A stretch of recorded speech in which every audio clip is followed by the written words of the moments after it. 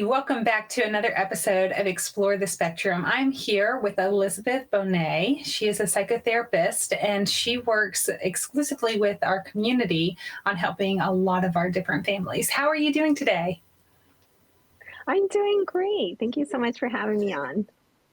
Oh my gosh, it's my pleasure. It's really wonderful to have such a variety of different people in our community that are willing to step up and help. And what I find fascinating about you is that you have a big old heart for our kids before you even were impacted with it personally. So many of us end up here by default. Something happens with one of our kids or somebody that we know, and then we start exploring this community. But this is something that was close to your heart early in your internship and then came full circle where you got to apply it again. So tell us a little bit about how you got to working with our families and exactly how you help them. Yes, yeah, that is true. I mean, back when I was just dreaming about being a psychologist in high school, I did an internship and I was a camp counselor for children with disabilities and autism in particular in a classroom. And then went to college, graduate school, specialized in children and families, but then left the field for almost a decade before I came back into doing private practice. And then in 2020, my own daughter was diagnosed with autism level 1.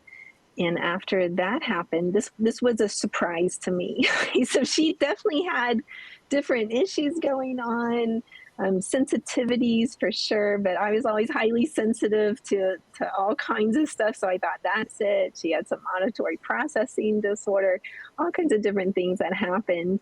But she is one of the pandemic kids, so she really struggled at the beginning of the pandemic. And then I got a full assessment for her done in 2021.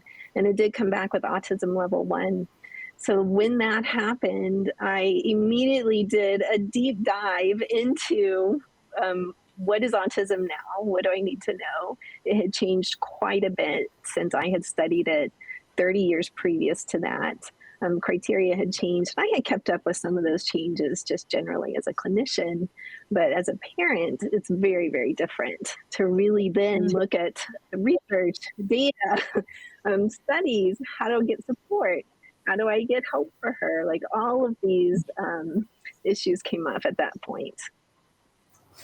And so do you diagnose or do you do evaluations for our community now, whether they're youngsters, and I kind of categorize these different levels of autism because I know that we're all one big spectrum, but really and truly you have different warning signs with different populations, right?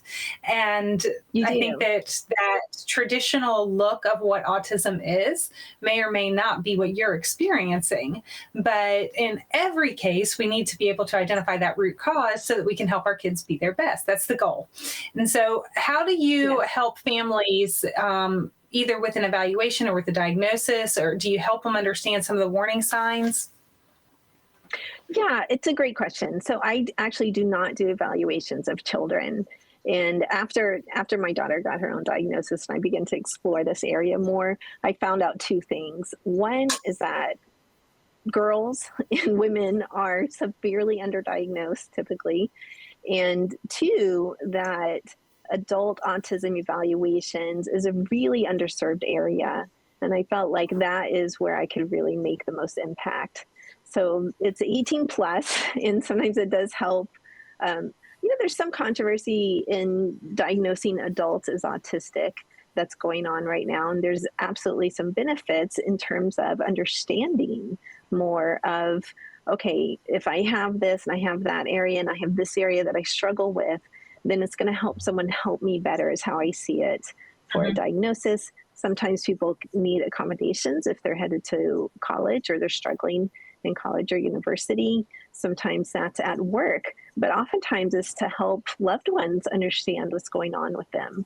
So if you do have that positive side to it, what we call these days neurodivergent affirming side to it, then it can be really helpful for people. So I do that. And as well, I provide psychotherapy, neurodivergent affirming psychotherapy to adults. So sometimes it's a parent who's a parent of an autistic child. Sometimes it's an adult who's autistic themselves. And whether we decide to do a diagnosis or not, often adults identify it in themselves and don't really need a formal diagnosis, but they would like Sure. help from a clinician who understands, who doesn't just say, oh, just suck it up when your partner wants to play loud music and you feel like you're, about to die, right? Like, no, like, let's work on, I mean, really, let's work on how do we communicate with our partner to make sure that our environment really is supporting us in a way that feels better, that is tolerable even sometimes to us as adults. So yeah, those two You bring up services. such a valid point. It is so important for us to know what's going on, regardless of the severity of the symptoms, right?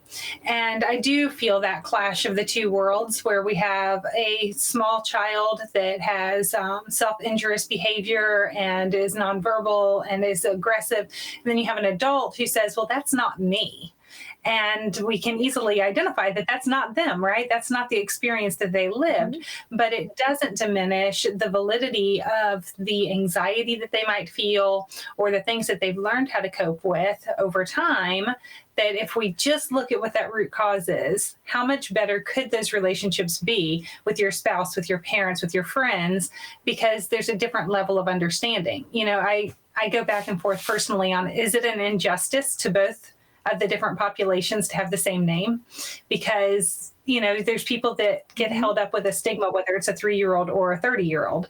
But I'm glad that you exist to help somebody be able to see what's on each side of the coin there. So in your experience, what are some of the things that you would suggest somebody consider reaching out? If they have these different characteristics or symptoms, what should they be considering?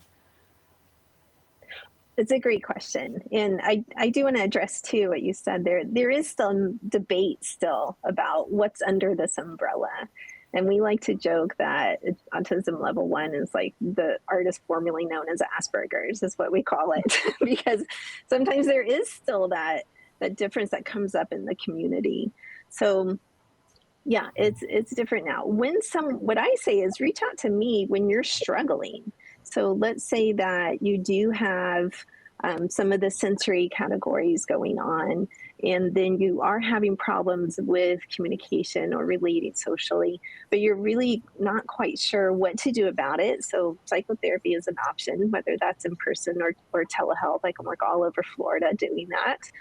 Or you're saying, I'm really not quite sure if I meet the criteria and I really would like to know. So some people really want to know that because then they feel like it is helpful for me to say, hey, yes, I am autistic. And then that informs their relationships moving forward. So it's those two situations, I would say. I mean, you can pretty easily find the criteria on the internet anywhere these days. But sometimes people are still like, I'm really not sure if I meet all everything that's required. And then if I do, what does that mean for me moving forward? So we really look at that. The way that I was trained is very affirming. Like, what are the strengths going on here? And what do you need to look at to say, I talk a lot with my hands, so you're seeing them come into the picture. What are the areas where you may need some extra support, some consideration, whether that's from a partner, from a loved one, from friends, from a work environment. So where are those areas? Yeah. Well, I think that it's wonderful the amount of work that you're pouring in, and that, it is a very important population that you're reaching that we may not in some of our other more traditional avenues. So how do people find you? What is a website or a phone number that they can reach out to? Yeah, it's Dr. Liz Evals. It's really easy. drlizevals.com is one of my websites where you can reach out for an eval or for neurodivergent affirming psychotherapy. I have another website that's drlizhypnosis.com, and I do a lot of psychotherapy as well as hypnosis because that's a specialty area of mine. It doesn't mean everybody's appropriate for hypnosis or once hypnosis, all of that, but either one of those will get you to me. I'm pretty easy to find if you Google up like Dr. Liz Bonet, and you'll find me. Well, thank you so much for being a part of the program today. We appreciate you taking time to help us understand your world and how we can help these adults a bit better. So much appreciation to you. And for all of our viewers, we appreciate you being here and joining us as well. I hope that you continue to come back as we continue to explore the possibilities.